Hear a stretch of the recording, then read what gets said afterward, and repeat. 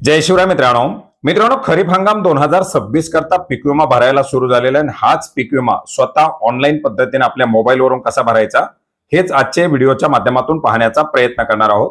मित्रांनो, याच्यासाठी तुम्हाला तुमच्या मोबाईलवरून जे काही तुम्ही ब्राउझर वापरता त्याच्यामधून पीएमएफबीवायच्या पोर्टलवरती यायचंय. पीएमएफबीवायच्या पोर्टलवरती आल्यानंतर सर्वात प्रथम या पीएमएफबीवायच्या वेबसाईटला डेस्कटॉप साईट सिलेक्ट करायचंय.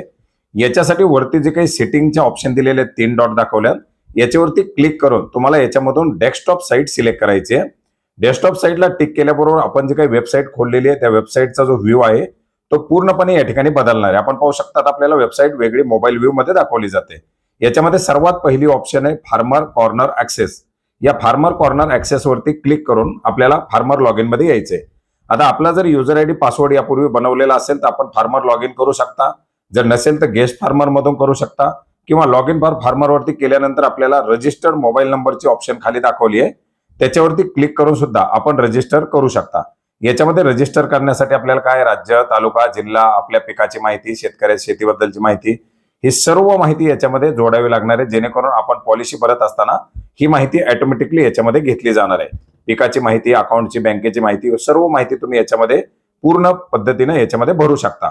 आणि ही माहिती भरल्यानंतर तुमचा जो काही मोबाईल नंबर असेल आणि त्याच्यावरती जो काही तुम्ही ओटीपी येईल त्यानुसार या ठिकाणी लॉग इन करता येणार आहे. आता हे फार्मर रजिस्ट्रेशन करणं अतिशय गरजेचं आहे. हे फार्मर रजिस्ट्रेशन झाल्यानंतर लॉग इन फॉर फार्मर मधून तुम्हाला क्लिक करायचे. Log in for farmer click केल्यानंतर मोबाईल नंबर, कॅप्चा कोड आणि मोबाईलवरती आलेला ओटीपी टाकून लॉग इन करायचे. लॉग इन झाल्याबरोबर आपण पाहू शकता आपलं नाव, आधार नंबर, आपला फार्मर आयडी वगैरे माहिती दाखवली जाते. याच्यामध्ये आपण पूर्वी भरलेल्या काही पॉलिसी असतील तर त्या ठिकाणी दाखवल्या जातील. आता आपण पॉलिसी भरलेली नाही, आपल्याला अप्लाय फॉर इन्शुरन्स वरती क्लिक करायचंय. अप्लाय फॉर इन्शुरन्स वरती क्लिक केल्यानंतर आपल्या समोर पीक विम्याचा फॉर्म खुललेला आहे. आता पीक विम्याच्या फॉर्म मध्ये आपण सर्वात पहिलं योजना निवडायची प्रधानमंत्री फसल बीमा योजना. प्रधानमंत्री फसल बीमा योजना खरीप 2026 निवडलेले. आता या ठिकाणी शेतकऱ्याचं नाव आलेले आपण रजिस्ट्रेशन करताना बँकेच्या पासबुक नुसार असलेलं जे काही नाव असेल ते तुम्हाला टाकायचंय. ऍज इट इज आधारचं नाव असेल तर ते नाव त्या ठिकाणी तुम्हाला टाकायचंय. रजिस्ट्रेशन करताना आपण वडिलाचं नाव दिलेलं आहे, मोबाईल नंबर दिलेला आहे, वय दिलेलं आहे, जनरल कॅटेगरी हे जर दिलेलं नसेल तर आपण या ठिकाणी टाकू शकता. फार्मर स्मॉल फार्मरची कॅटेगरी ऑनर आहे. जर टेनंट असेल तर त्या ठिकाणी भाडेपट्टा असेल तर टेनंट ठेवायचे.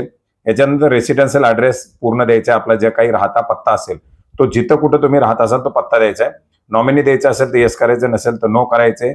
खाली आपला फार्मर आयडी आणि त्याच्याबद्दलची माहिती आलेली आपल्याला नेक्स्ट वरती क्लिक करायचे. आता नेक्स्ट वरती क्लिक केल्यानंतर आपल्याला बँकिंग डिटेल विचारल्या जातं. आपल्याला आयपीसी कोड माहित असेल तर येस करून टाकायचा, नसेल तर नो करून आपण आपल्या जिल्ह्यानुसार बँकेनुसार सर्च करू शकता. आता फार्मर आयडी माहित नसेल तर आपल्याला सर्वात पहिलं राज्य निवडायचंय. राज्य निवडल्यानंतर आपला जिल्हा निवडायचा आहे. जिल्हा निवडल्यानंतर आपल्याला कोणती बँक आहे त्या बँकेचं नाव निवडायचंय. बँकेचं नाव निवडल्यानंतर पुढे आपल्याला ती बँकेची जी शाखा असेल ती शाखा आपल्याला याच्यामधून निवडायची. आता आपण जी ब्रँच निवडली आहे, जी बँक निवडली तिच्या त्या जिल्ह्यातील ब्रँच दाखवल्या जातात. आणि जर आपल्याला आयपीसी कोड माहित असेल तर आपण डायरेक्टली त्या ठिकाणी आयपीसी कोड येस करून सुद्धा टाकू शकता. याच्यानंतर 2 वेळेस अकाउंट नंबर टाकायचा आणि नेक्स्ट वरती क्लिक करायचे. अकाउंट नंबर टाकून नेक्स्ट वरती क्लिक केल्यानंतर आपल्याला जमिनीची माहिती ऍड करण्यासाठी सांगितलं जाईल. आपण जर रजिस्ट्रेशन करताना पूर्वी जमिनीची माहिती ऍड केलेली असेल तर ती डायरेक्टली घेईल, नसेल तर आपण याच्यामध्ये नवीन जमिनीची माहिती सुद्धा ऍड करू शकता. आता जमीन माहिती ऍड करण्यासाठी काय तुम्हाला सर्वात पहिला जिल्हा निवडायचा आहे. तुमची जमीन ज्या जिल्ह्यामध्ये असेल तो जिल्हा निवडायचा आहे. त्या ठिकाणी जो तालुका असेल तो तालुका निवडायचा आहे. तालुका निवडल्यानंतर तुम्हाला पुढे तुमचा रेव्हेन्यू सर्कल निवडायचा आहे. त्याच्यानंतर तुमची ग्रामपंचायत जी असेल ती ग्रामपंचायत निवडायची आणि त्याच्या अंतर्गत असलेलं गाव आपल्याला निवडायचंय. हे सगळं निवडल्यानंतर तुम्हाला पीक विमा कसा भरायचा आहे, मिक्स क्रॉपिंग भरायचा आहे की सेपरेट भरायचा आहे, हे 2 विचारल्या जातील ऑप्शन. मिश्र पीक असेल तर मिश्र क्रॉपिंग भरू शकता, सेपरेट असेल तर सेपरेट भरू शकता. आता आपण सेपरेट भरणार आहोत तर कोणती कोणती पिकं त्या महसूल मंडळामध्ये आहेत ती पिकं दाखवली जातील. याच्यामधून आपल्याला कोणत्या पिकाचा पीक विमा भरायचा आहे ते पीक निवडायचे. तूर आहे, मूग आहे, उडीद आहे वगैरे जे काही असेल त्यात आपण उडीद निवडलाय. त्याच्यानंतर त्याच्या पेरणीची तारीख खाली आपल्याला निवडायची. आता आपण पीक पेरेवरती जी तारीख नोंद केलेली आहे तीच तारीख या ठिकाणी आपल्याला टाकायची. त्याच्यामध्ये बदल येता कामा नये. आपण जी काही पेरणीची तारीख असेल ती तारीख एंटर करायची. त्याच्यानंतर आपल्याला पुढे खाते नंबर आणि सर्वे नंबर विचारलाय. खाते नंबर म्हणजे आठ्यावरती असलेला तुमचा खाते नंबर, 7/12वरती सुद्धा तुमच्या नावाच्या पुढे जो नंबर असतो तो नंबर तुमचा खाते नंबर, आणि सर्वे नंबर जे तुमचं क्षेत्र असेल त्याचा सर्वे नंबर निवडायचा आणि व्हेरीफाय करायचे. व्हेरीफाय केल्याबरोबर त्या खातेदाराची माहिती दाखवली जाईल. त्या ठिकाणी नाव, जमीन असलेली वगैरे त्याला आपल्याला सबमिट करायचंय. सबमिट केल्यानंतर परत एकदा सबमिट करायचंय. केल्यानंतर त्या शेतकऱ्याची जेवढी जमीन असेल तेवढी दाखवली जाणार आहे. आता या पूर्ण जमिनीचा पीक विमा भरायचा असेल, किती हप्ता येतोय ते दाखवलं जातंय. आता याच्यामध्ये आपल्याला 1 एकरचा भरायचा असेल तर 0.40 करू शकता, 2 असेल तर 0.80 करू शकता, 1.5 असेल तर 0.60 करू शकता.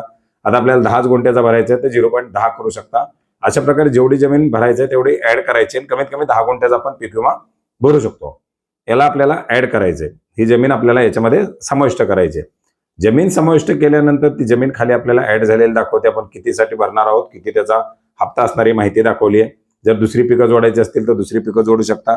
आता याच्या खाली कागदपत्र अपलोड करायचे. कागदपत्रामध्ये काय आपल्याला, तर आपल्या जमिनीचा सातबारा आहे, याच्यानंतर आपल्या बँकेचं पासबुक आहे आणि आपलं पीकपेरा प्रमाणपत्र आहे.